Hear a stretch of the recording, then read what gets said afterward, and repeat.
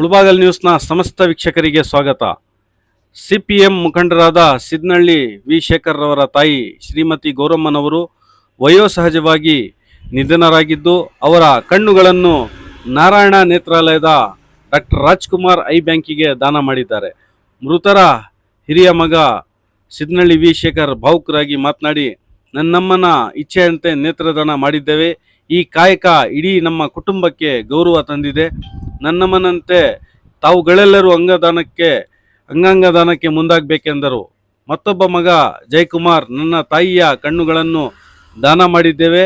ಆ ಕಣ್ಣುಗಳು ನಾಳೆ ಯಾರ್ದೋ ಕಣ್ಣು ಕಾಣದ ಇಬ್ಬರು ಕಾರ್ನಿಯ ಅಂಧರ ಮನೆಯಲ್ಲಿ ಹೊಸ ಬೆಳಕಿನ ಹೊಸ ಜೀವನ ತರಲಿದೆ ಎಂದರು.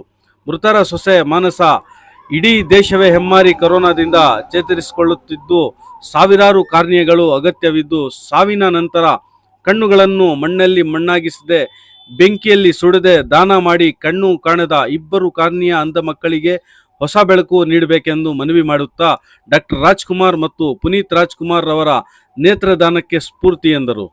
ನೇತ್ರದಾನ ಮತ್ತು ದೇಹದಾನ ಕಾಯಕದಲ್ಲಿ ಜೊತೆಯಾಗಿದ್ದು ಶಾಂತಿಪುರ ಮಾಜಿ ಗ್ರಾಮ ಪಂಚಾಯಿತಿ ಅಧ್ಯಕ್ಷರು S Ramaswamy, S Gurappa, V Shekhar, Manasa Shekhar, V Jayakumar, Hosabelaku ಟ್ರಸ್ಟಿನ ಸಂಸ್ಥಾಪಕರಾದ ಡಾಕ್ಟರ್ ರಾಮಕೃಷ್ಣ, ನಾರಾಯಣ ನೇತ್ರಾಲಯದ ಶ್ರೀ ಅಶೋಕ್ ಕುಟುಂಬಸ್ಥರು ಹಾಜರಿದ್ದರು.